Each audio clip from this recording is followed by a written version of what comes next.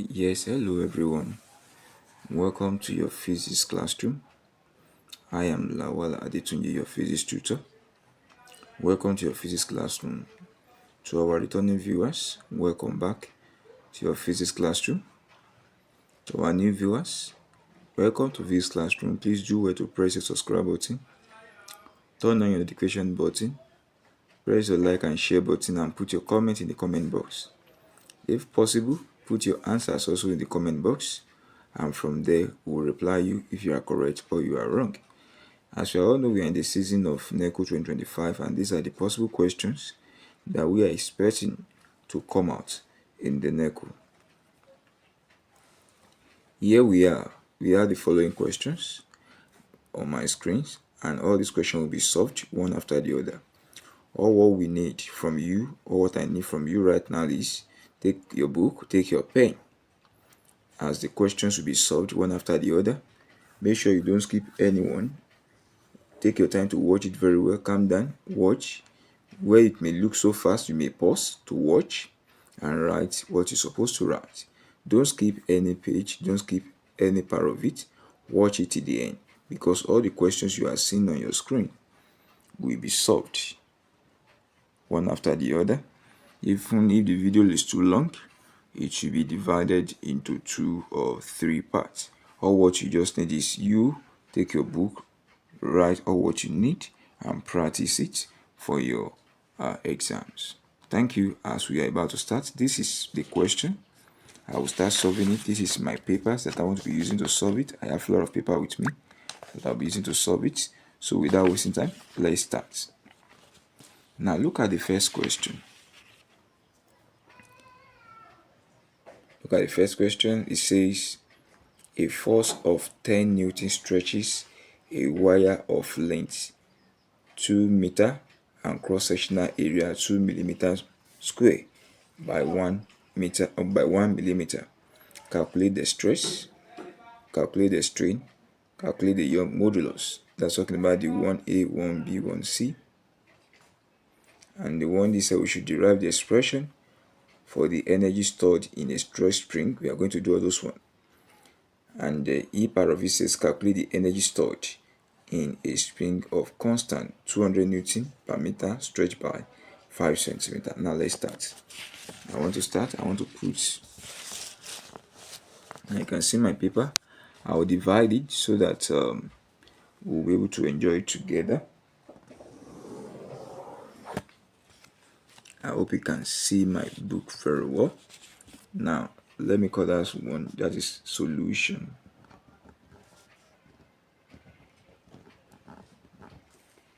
And this is number 1. What are the given parameters? They give us force as 10 Newton. You will write. That's the way to answer questions in NECO and any examination. Force 10 Newton. But again, they give us length as 2 meter. You will write your length as 2 meter. They give us cross-sectional area as 2 millimeter square.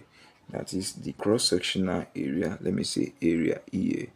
They give us 2 millimeter square, which you must convert that millimeter squares to meter square. I'm using this measure to let you know that 1000 millimeter make 1 meter. Now is that if you are converting from millimeter to meter, you divide by 1000. Now that you are now having meter square, so you divide by 1000 square. So that's why you see me writing 2 divided by 1000 square. Let me write it very well. 2 divided by 1000 square. If you hold your calculator very well, you'll be having 2 times 10 raised to power minus 6 meters square. We have conquered that one. So moving forward to another parameter given, they gave us 1 millimeter. That 1 millimeter you are looking at, they represent our extension. Look at this statement again. A force of 10 Newton stretches a wire of length 2 meter and cross-sectional area 2 millimeter square by, that's the extension, by what? By 1 millimeter. That is our extension. Our E is 1 millimeter divided by 1000. So 1/1000. So we have 1 times 10 raised power minus 3 meter. That's our extension. Now we can now start answering the question. The first question says we should find the stress. Stress is force over area. So what is our force? Our force in the question is 10 over area. That is 2 times 10 raised power minus 6. Now with my calculator, I have my calculator with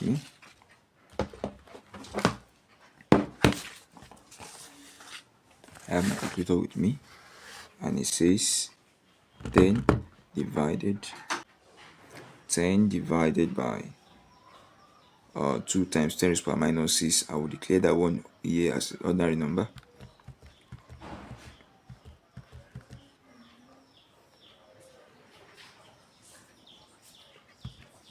So I have my answer to be 5 times 10 raised power 6. 5, that is 5 million. 5 million. 5 times 10 raised power 6.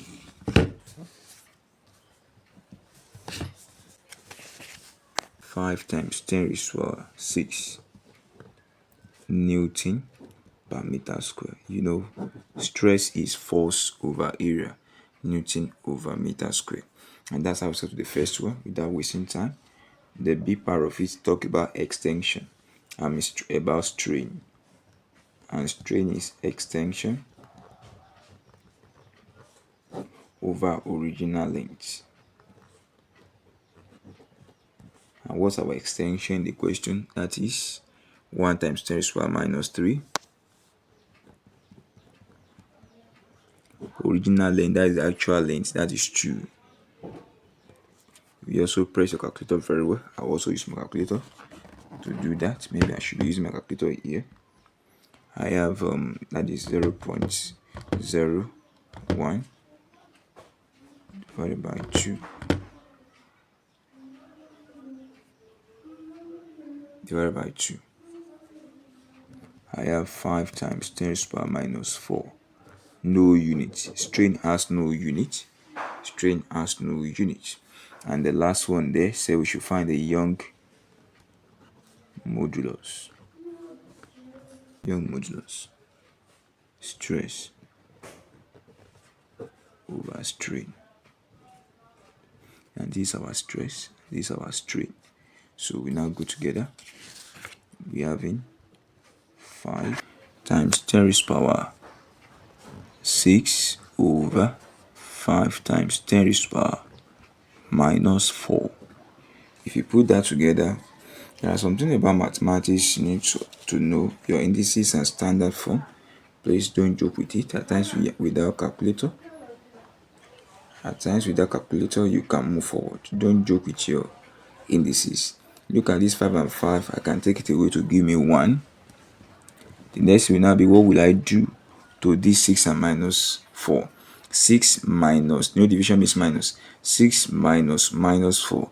And minus times minus is plus. That is 6 plus 4. That is 10.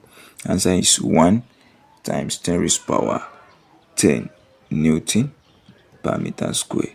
And the reason for that unit, because the strain has no unit. So the unit of stress is what is still maintained for Young modulus. And that's how we settle 1C. We are going to 1D. Question 1D said that we should derive the expression for the energy stored in a storage spring. We don't need to disturb ourselves. So if you check or take your time to look at the graph of Hooke's law. If you take our time to look at the graph of Hooke's law, the graph of Hooke's law let us to know that force is the vertical axis and the extension is the horizontal axis. Some may even write x there. And when the graph is plotted in a direct before there will be all these abnormalities, that is according to the Hooke's law. This is a real graph of Hooke's law. All that things they are talking about when abnormalities enter. Now we can see that it's a directly proportional graph according to that statement of Hooke's law. Now, this environment, you can see it as form a triangle. Since it has formed a triangle, we do not talk about the work done. To not talk about the work done, to talk about the work done in the what do you call it, in the spring, you will now be talking about, as long as you can remember, area of triangle. You know the formula for area of triangle? That is half times base times height. Our base is the extension, our height is the f. So we're having our work to be half times base is e, and our f is the height, or you write it as half fe. So that is the formula. And if you want to take it further, since Hooke's law, where f equals to ke in Hooke's law, let me write it properly. F equals to ke in Hooke's law. So we can now increase the formula by saying 1 over 2 ke times e. That is ke dot e, which is half ke squared. So these are the formula. These are the formula of to prove or to derive what we call work done or energy in the spring. I think it's settled. Alright, moving to the E part of the question. Now to solve question using that formula, they say we should calculate the energy stored in a spring of constants. They give us a constant that is our K, our E, I will say K. Our K is 200 Newton per meter, and our extension is 5 centimeter, which must be converted to meter divided by 100. So we give us 0.05 meter. So with that, now we can now move to the formula. We want to find the energy, W. So we have W equals to half Ke square, which means half times 200 times 0.05 square, which means 1 over 2 times 200. Now let's do that one with calculator. 0.05 square, that will give us 2.5 times 10 raised to power 2.5 times 10 to power minus 3. That's what that will give us. So let me now see the answer times 200 divided by 2. So I'm getting 0.25 as my answer. So you press your calculator to get such.